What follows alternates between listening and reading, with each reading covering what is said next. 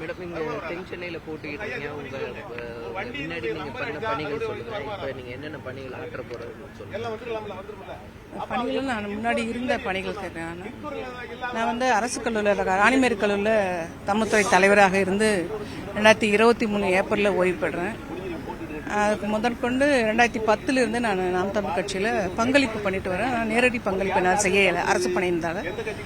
இப்போ 24 மார்ச் நான் அதிலிருந்து பணி ஓய்வு பெற்றதன் காரணமாக நான் இப்போது நாம் தமிழ் கட்சியால் தென்சென்னை வேட்பாளராக நிறுத்தப்பட்டிருக்கேன். இந்த இடத்துல போட்டியிடுறது எப்படி இருக்குன்னு பாக்குறீங்க? உங்களுடைய பிரச்சாரம் எது முன்னணியாக?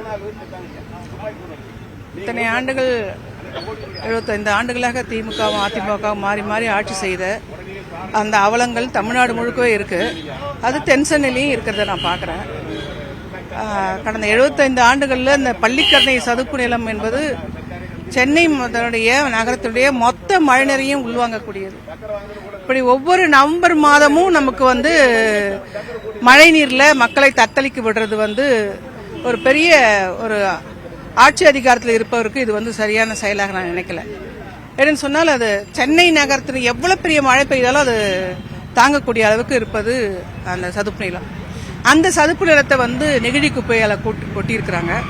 அது நெகிழி குப்பையை கொட்டுறதுக்காக இப்ப எடுக்கிறதுக்காக இது பண்ணிட்டே இருக்கிற அதே நேரத்தில் திரும்பவும் அந்த இடத்துல மாநகராட்சி குப்பைகளை கொட்டுறதை பார்க்க முடியுது. அதுல வேற பூங்கா ஒன்றை ஆரம்பித்து நடைபாதைக்காக ஒரு இடம் விட்டதால இன்னும் மக்கள் புழங்குகிற இடம், அது மக்கள் புழங்குற இடம் இல்லை, 675 உயிரினங்கள் வாழ்கிற இடம் அது. அதையெல்லாம் சரியாக பராமரிக்கணும்ன்ற ஒரு பெரும் திட்டத்தை நான் முன்னாடி வச்சிருக்கேன். இன்னும் பல போக்குவரத்து நெரிசல்கள், சுகாதாரக்கேடுலாம் இருக்கு. அது இல்லாம என்னுடைய இதுவாக பார்ப்பேன். இப்போ உங்களுக்கு ஆப்போசிட்ல போட்டிடுறவங்க பாத்தீங்கன்னா தமிழிசை, அவங்க தமிழச்சி தங்கப்பாண்டியன்னு இருக்காங்க. அவங்களோட போட்டி போடுறது எப்படி இருக்குன்னு முன்னாடி அங்க சொன்னது தமிழா இருக்கு. 3 தமிழும் இருக்குது. ஒரே மகிழ்ச்சி தான். தமிழ் தேசியத்தை வளர்க்க முன்னெடுக்கிற எங்களுடைய கட்சிக்கு, தமிழ் மொழி இனம் காப்பாற்றப்பட வேண்டிய கட்சிக்கு 3 தமிழ் என்ற ஒன்று வந்து உள்ளபடி எனக்கு ரொம்ப மகிழ்ச்சி அளிக்குது. அந்த தோழிகளுக்கும் வாழ்த்துக்கள். நீங்க கேட்டது வந்து எத்தனை பெரிய நட்சத்திர வேட்பாளர்கள் அப்படின்னு சொல்றது. இவங்க நட்சத்திரமா ஆக்கினது நம்ம மக்கள் தான். அந்த மக்களுக்கு அவங்க என்ன பண்ணாங்கன்றதை இப்ப மக்களே சொல்லிட்டு இருக்காங்க. அதனால அந்த நட்சத்திரங்கள்லாம் ஒளி வாங்க ஆரம்பிச்சாச்சு. அதனால எங்களுக்கு வந்து அது பெரிய இது இல்லை. முன்பே நான் திரும்பவும் சொல்றது போல கூட்டணி வலிமையால் தான் அவர்கள் தன் சொந்த காலிலே நிற்கவில்லை. இங்க நாம் தமிழ் கட்சி தன் சொந்த காலில் பயணிக்கிறது. தமிழ்நாட்டில் 3வது பெரும் கட்சியாக இன்று மாறி இருக்கிறது.